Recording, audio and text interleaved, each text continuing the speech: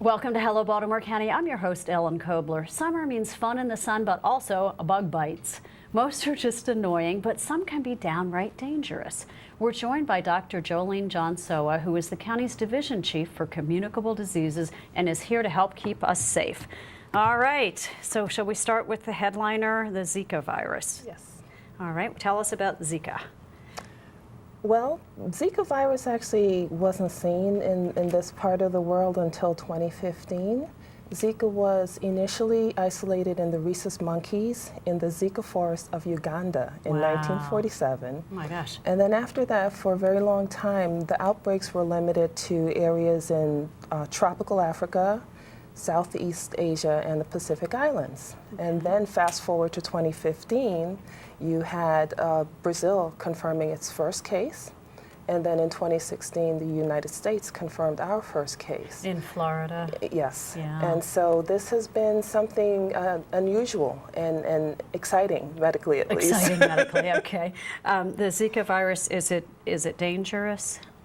Zika virus, about 1 in 5 people who are affected with Zika will be symptomatic. So for the most part, people won't know that they've been infected. Okay, they'll get a mosquito bite, but they won't know. Yeah, yes. Okay. And for those who are infected, the symptoms that they may display would be a headache, fever. They can have a skin rash, an itchy skin rash. They can have muscle and joint pains.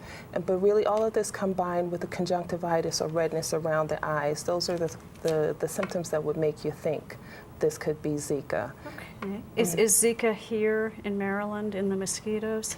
Zika's not, we don't have any cases of local transmission of Zika in Maryland, but we do have cases that were acquired at other places. Where people travel Yes. to Florida or Texas or somewhere else. Yeah. So you hear about the danger for pregnant women.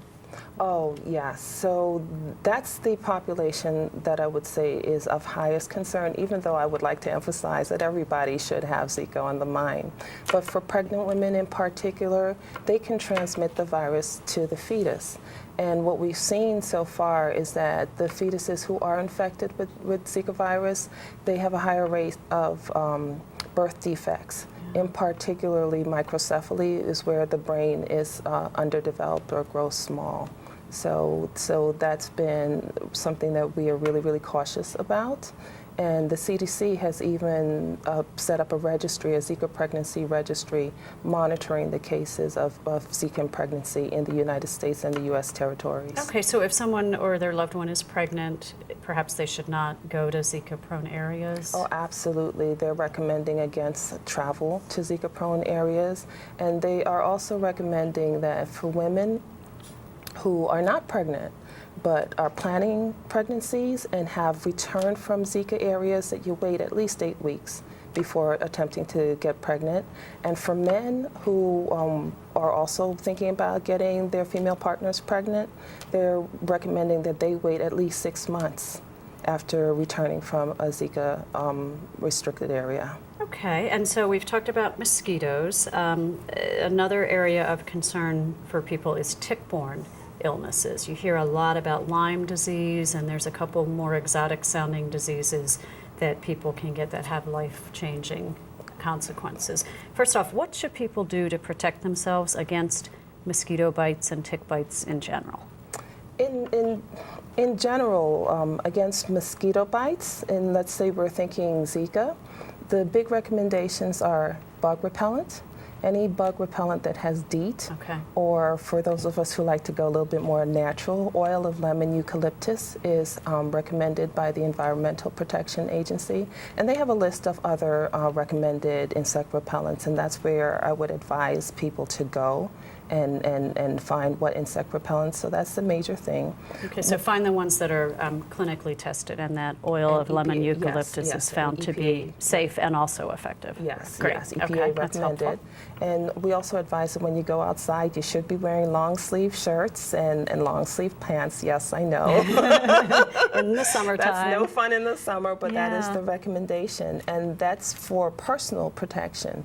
Environmentally, the key thing that you want to do is you want to make sure that around your home, that any vessel that collects water is emptied on a routine basis. So we're suggesting weekly you go and just do an inspection. If the kids have left the wading pool turned up and it's collected water, tip it out and turn it over. Okay. If you have swing tires in your yard, make sure that they're emptied of water, or old plant containers. Make sure they're flipped up so that they can effectively drain, because these mosquitoes, they like to breed near water sites, standing water. Okay, and as far as tick bites, you mentioned the long pants and the DEET.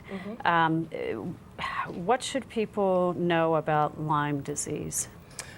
Symptomatically, Lyme disease can present in the early stages of Lyme disease. You can see a rash, which would be a round or annular rash, and with a central clearing. Like the bullseye? Yes, like a bullseye. And if you touch it, it might be hard to touch and it doesn't itch. You can also have some general malaise, fever, headache, those types of symptoms.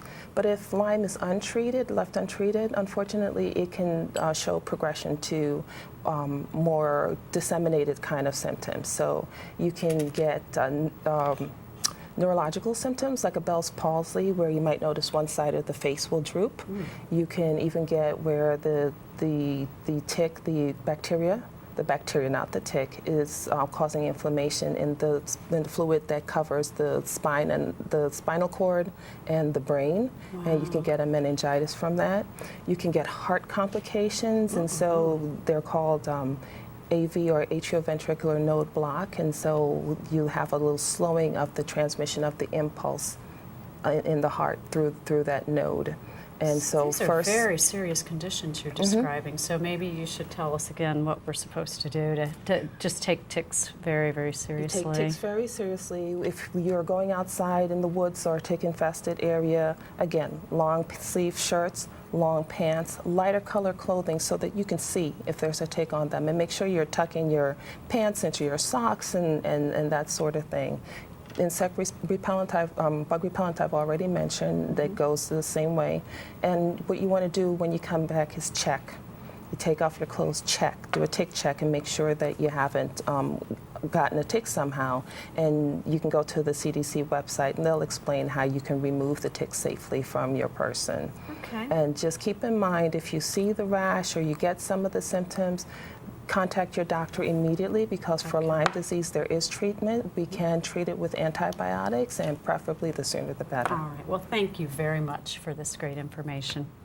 And thank you for watching Hello Baltimore County. We encourage you to connect with Baltimore County government on Facebook, Twitter, Instagram, and LinkedIn. We'll see you next time.